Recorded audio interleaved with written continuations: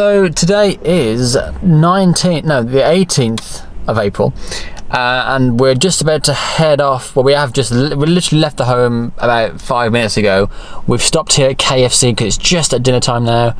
We're hungry, and we spent the last few hours just running around the house, packing our suitcases, and we're about to head off to Belgium. Now, well, this is the first time, guys, that I will have driven my own vehicle across the waters to another country. I normally rent a car depending on where I'm going, but you know, for a change I thought, when I drive my own, we can go at our own pace, we can stop and see things along the way where we want to in the comfort of my own car. It's something different. It's Easter bank holiday weekend, so we're driving down. It's a 3.5 hour drive down to the port of Dover, across the sea to Calais in France. Our first destination is just like a short drive away to Dunkirk, and then over the next few days we'll be going from Dunkirk to Bruges in Belgium, and then to a little town called Dinant. Here's a little fun fact. So the ferry leaves at 11:20 at night. We have to check in 45 minutes before, at the latest 45 minutes before our departure. So that means we have to get to the port around 10:30 at night, right? Based on current conditions, the sat-nav estimates we will arrive at 10:15, so we've got a very short window. And here comes Rachel with the KFC. Don't pressure me. Ah, my hair. Well, I got mine. Where's yours?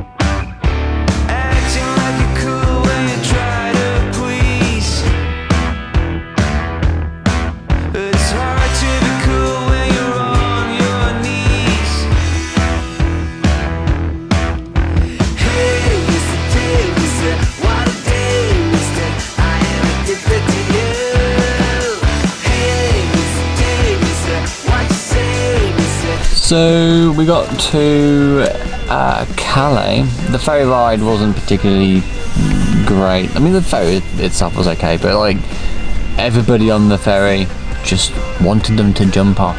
There were so many teenagers just running around, being loud. Bearing in mind it's after midnight, people are tired and they're just being a nuisance basically. And no matter where you went on the ferry, all the sort of communal areas, the restaurants and that, just full of these imbeciles.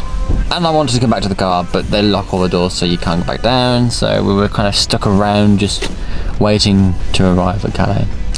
But we have arrived. Everyone's just got to their cars. We're about to start heading off, and then we make our onward journey to Dunkirk. Not sure how long this bit takes. There's already some cars moving. Alright, maybe we'll be moving a bit quicker than we anticipate.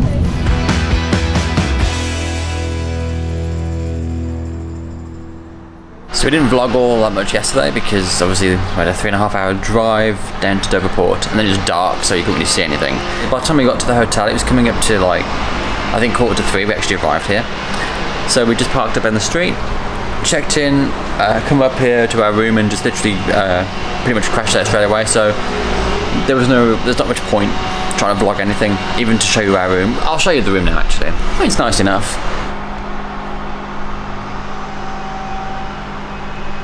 So we've just gone down for breakfast, just got ready, and we're about to check out. We literally have probably spent no more than like 7 hours here. It's crazy. We literally like got in, slept, woke up, got ready, had breakfast, and we're about to check out.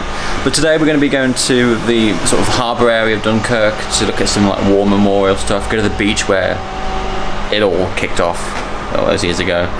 And then I think around lunchtime thereabouts, we're going to head off to Bruges. And given that I'm the filmmaker here and also designated driver, I suspect that between locations there won't be an awful lot of footage, so it might be a lot of fast travel from here to Bruges to Dinan, so apologies for that.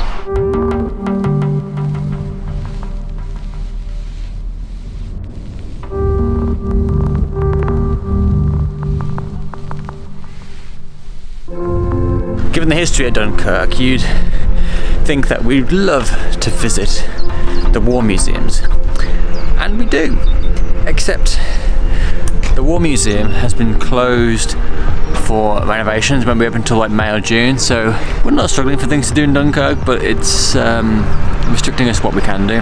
There's not an awful lot here. There's the usual stuff, you know, aquariums, zoos and that, but you know, we've done all that kind of stuff before, so we want to really try and absorb some of the history here. So we've crossed the road, headed to the beach, the infamous beach. So at least in that respect, you know, we don't have to worry about leaving earlier and missing stuff. There's not a lot to do here, so we'll do the beach, have a wander around, and then we'll probably just head back to the car and drive to Bruges.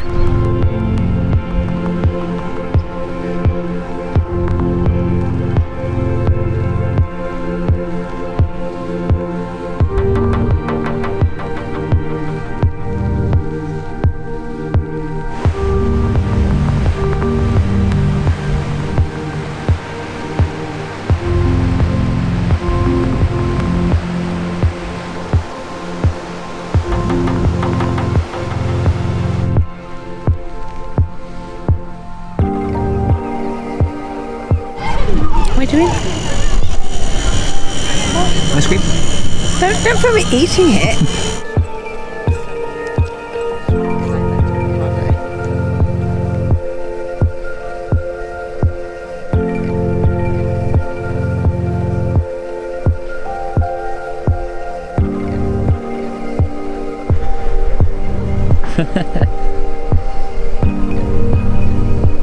So the beach is pretty quiet, I found. Thought it'd be, especially for a bank holiday, be much busier than it actually was. The car park's a bit empty as well.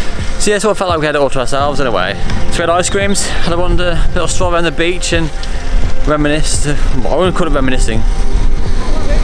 No, that's what I mean, it wasn't reminiscing, but like, just had a moment to think about like the past.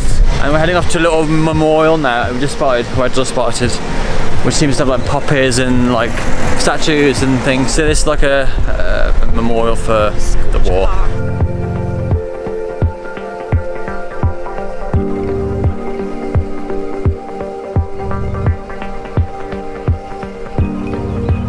We've just accessed the sort of war memorial garden area, and you can see behind me we've got the poppies, which from a distance they look like poppies, but as you get closer you realise actually they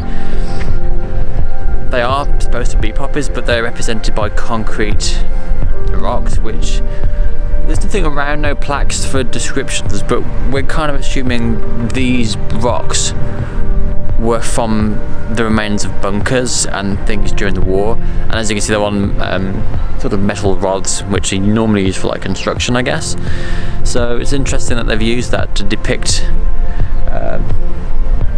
the war, and obviously not to forget its history. After a bit of googling, we realised that the poppies weren't even part of a memorial, but in fact a piece of contemporary art. Everyone has their own takeaways on art, so for me, that was mine.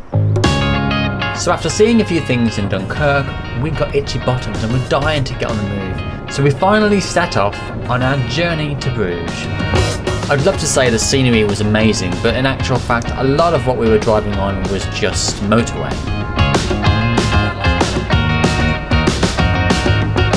What was interesting was that 5 minutes out from our destination, we could have been in any European city.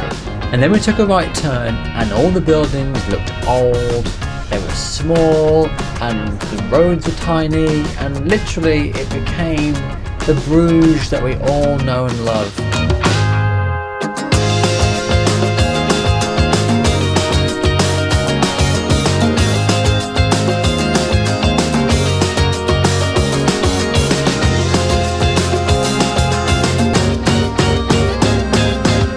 So we got to our hotel in Bruges, and it is an amazing find. I mean, it's not cheap to stay here. I'd forgotten how much I paid for it until I looked at the receipt and I was like, oh. But it's a lovely place. It's very, very nice. I've got a can of Monster Energy just to give myself some extra boost because, you know, with 4.5 to 5 hours sleep at best last night, and all the driving I did yesterday and the driving I did to get here today, I need to try and stay awake to make sure that I enjoy Bruges and on the walking that we're about to do. So yeah, we absolutely struck gold with this place. Beautiful hotel. But of course we're not here for the hotel, we're here to see Bruges. So off we trot, exploring around the streets of Bruges, seeing what wonderful sights we can take in, what kind of culture we can soak up.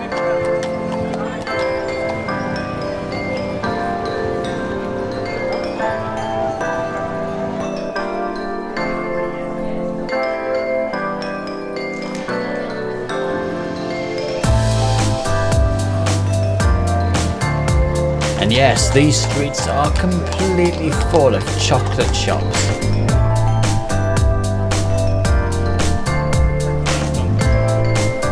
We are looking for stuff to do. We're just wandering around at the moment, just trying to find like something that might catch our interest. So we're just on the Google, finding out what's around and what's close to us, and then we'll head off there and explore.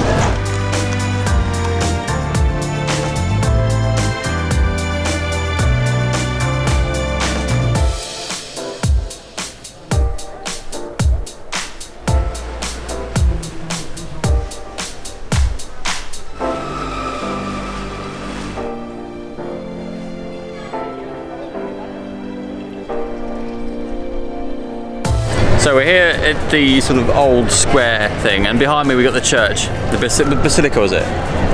Yeah, something basilica with holy blood or something. Right, so apparently it contains the blood of Jesus, which is already a stretch to believe.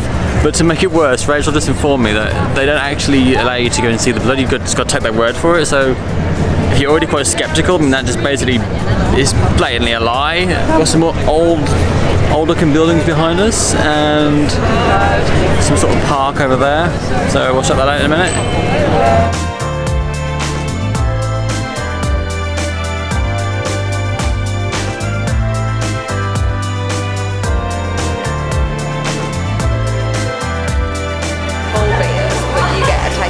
So we've opted to come to the beer museum and hopefully have some beer as well. Oh, I just walked into the side. Just walked into the rail. Ow. Well, that's cool. Okay.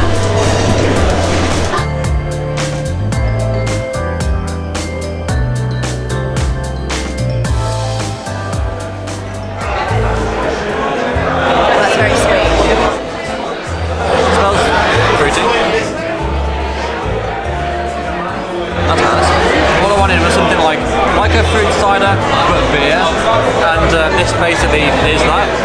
It is basically very stout, it's quite heavy.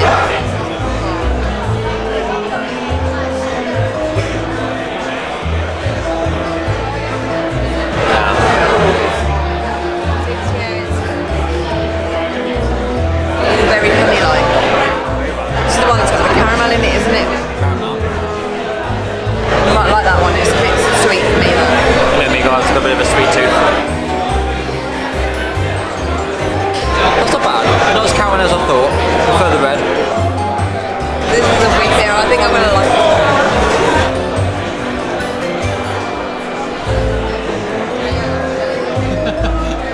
It's a complicated flavour. Complicated flavour. Just try it. You'll see what I mean. Oh, this is like. It's like two different, it's like a good smell and a bad smell at the same time.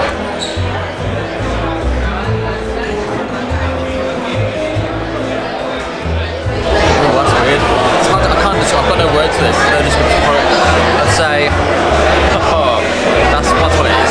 It's it's one of them. I can't remember what it's called now, but it's the easy drinker. Yeah, typical sort of beer.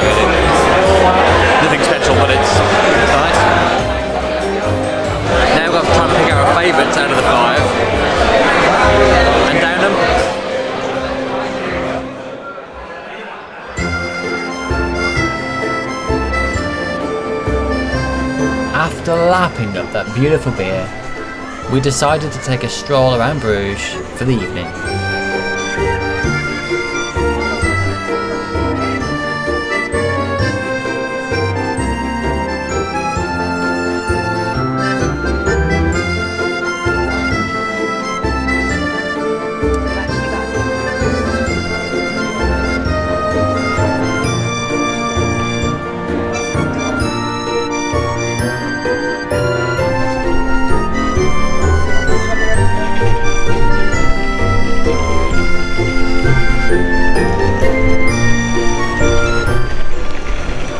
Apparently that's toast, not this toast. That's toast has the best breakfast, someone claimed, in all of Europe, so tomorrow we're going to check out this beautiful place.